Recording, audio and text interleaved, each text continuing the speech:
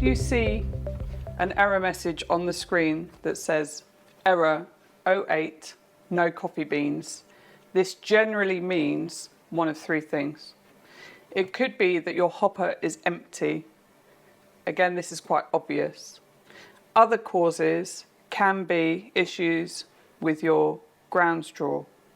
Ensuring that the lever is in the correct position ensures that the grind unit can go up and down and move freely.